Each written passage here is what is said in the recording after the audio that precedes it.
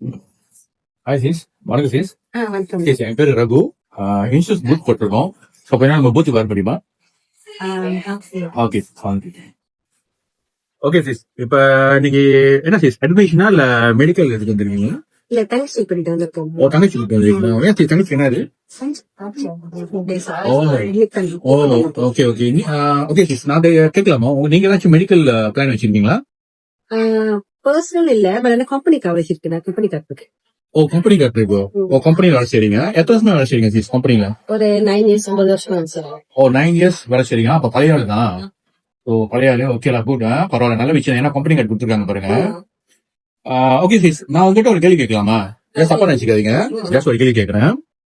இப்ப உதாரணத்துக்கு உங்களுக்கு வேற இடத்துல இருந்து ஒரு ஆஃபர் வருது. ஐ மீன் வேற ஒரு வேலை வாய்ப்பு வருது. எக்ஸ்ட்ரா 1000 வெள்ளி கொடுக்குறாங்கன்னு ஒரு வேலை வாய்ப்பு வருது. சோ அப்ப நீங்க என்ன செய்வீங்க சிஸ்? யாரும் வந்து பெட்டர் ஆப்ஷன் கிடைச்சுன்னா மூவ் ஆன் பண்ணுவாங்க. பெட்டர் ஆப்ஷன் கிடைச்சிச்சுன்னா மூவ் ஆன் பண்ணுவாங்க. ஓகே, பெட்டர் ஆப்ஷன்னா உங்க ஒரு வாய்ப்பு வருது ஃபாரன் நீங்க நினைக்கிறீங்க. ஓகே, நல்ல விஷயம் தான் இல்லன்னு இல்ல. பட் அதே சமயத்துல நீங்க ஒரு கம்பெனி மெடிக்கல் கார்டுன்னு ஒண்ணு சொன்னீங்களே, கவரேஜ் ஒண்ணு சொன்னீங்களே, ஜஸ்ட் ஒரு கேள்வி கேட்கறேன். நீங்க அதெல்லாம் செஞ்சு பாருங்க. இப்ப அங்க வேலை செய்யறதுனால தான் உங்களுக்கு அந்த மெடிக்கல் கவரேஜ் இருக்கு. இப்ப ஒருவேளை நீங்க வேலை விட்டு நின்னுட்டீங்க, வேற கம்பெனிக்கு போறீங்க, அந்த மெடிக்கல் கவரேஜ் இருக்கா? எப்படி இருக்குன்னு சொல்றீங்க? நீங்க பாருங்க, வேலை செஞ்சீங்க, உங்களுக்கு கம்பெனி வந்து மெடிக்கல் கவரேஜ் கொடுத்துச்சு. இப்போ புது வேலை கிடைச்சி நீங்க வேற இடத்துக்கு நிறுவனத்துக்கு போயிட்டீங்க. இப்ப நீங்க என்ன யோசிப்பீங்க, என்ன செய்வீங்க? உங்களுக்கு கவரேஜ் இருக்கா இல்லையா? நீங்க என்ன செஞ்சுப்பீங்க? பழைய கவரேஜ் இருக்காது. இடத்துல வந்து அந்த மெடிக்கல் கார்டு வந்து கண்டினியூ ஆகாதுன்னா நீங்க அந்த வேலை செஞ்சதுனால உங்களுக்கு கவரேஜ் இருந்துச்சு. இப்ப கம்பெனிக்கு புது வேலைக்கு போறதுனால உங்களுக்கு கவரேஜ் இல்ல.